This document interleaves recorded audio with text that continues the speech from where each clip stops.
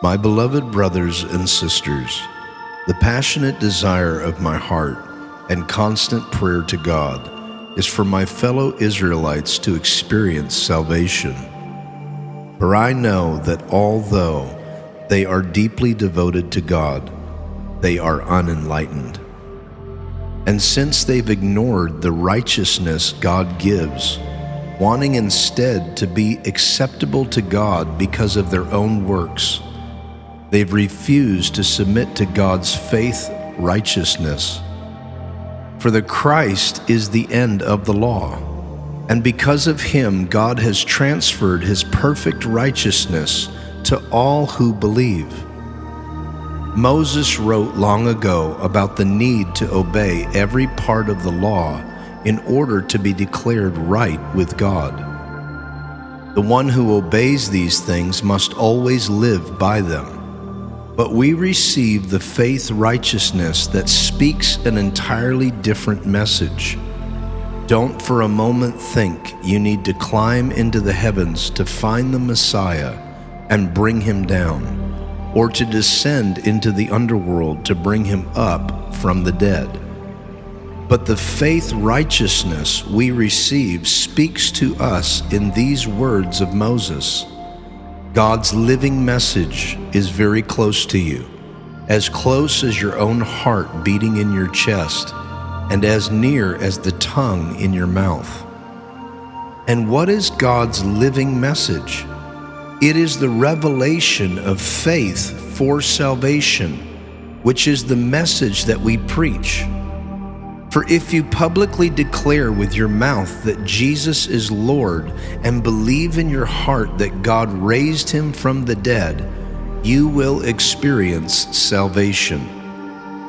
The heart that believes in him receives the gift of the righteousness of God, and then the mouth confesses, resulting in salvation. For the scriptures encourage us with these words: everyone who believes in him will never be disappointed. So then, faith eliminates the distinction between Jew and non-Jew, for he is the same Lord for all people. And he has enough treasures to lavish generously upon all who call on him. And it's true, everyone who calls on the name of the Lord will be rescued and experience new life. But how can people call on him for help if they've not yet believed? And how can they believe in one they've not yet heard of? And how can they hear the message of life if there is no one there to proclaim it? And how can the message be proclaimed if messengers have yet to be sent? That's why the scripture says, "How welcome is the arrival of those proclaiming the joyful news of peace and of good things to come." But not everyone welcomes the good news, as Isaiah said. "Lord, is there anyone who hears and believes our message?" Faith, then, is birthed in a heart that responds to God's anointed utterance of the Anointed One. Can it be that Israel hasn't heard the message? No, they have heard it. For the voice has been heard throughout the world, and its message has gone to the ends of the earth.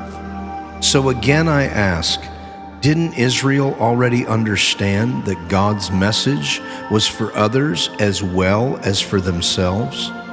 Yes, they certainly did understand, for Moses was the first to state it. "I will make you jealous of a people who are nobodies, and I will use people with no understanding to provoke you to anger." And Isaiah, the fearless prophet, dared to declare, "Those who found me weren't even seeking me. I manifested myself before those who weren't even asking to know me." Yet regarding Israel, Isaiah says, "With love I have held out my hands day after day, offering myself to this unbelieving and stubborn people."